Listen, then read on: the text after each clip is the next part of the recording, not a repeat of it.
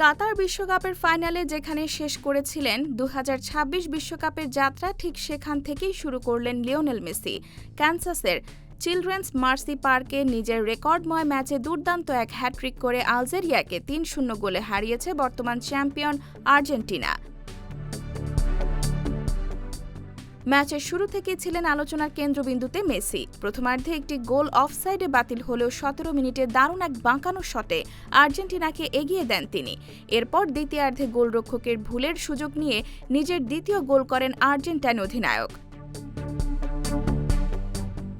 তবে সেরা মুহূর্তটি আসে ৭৬ মিনিটে।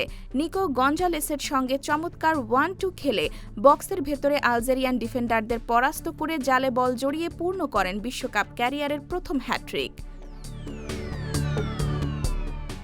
এই হ্যাট্রিকের মাধ্যমে মেসি বিশ্বকাপে নিজের গোল সংখ্যা দাঁড় করান ১৬তে। এতে তিনি স্পর্শ করেন জার্মান কিংবদন্তি মিরোস্লাভ ক্লোসার সর্বোচ্চ গোলের রেকর্ড। আর মাত্র একটি গোল করলেই বিশ্বকাপ ইতিহাসের একক সর্বোচ্চ গোলদাতা হয়ে যাবেন আর্জেন্টাইন মহাতারকা।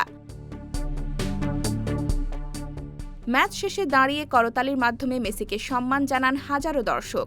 শিরোপা ধরে রাখার মিশনে আর্জেন্টিনার শুরু হলো দারুণভাবে। আর মেসি জানিয়ে দিলেন, বয়স বাড়লেও তার জাদু এখনো ফুরিয়ে যায়নি।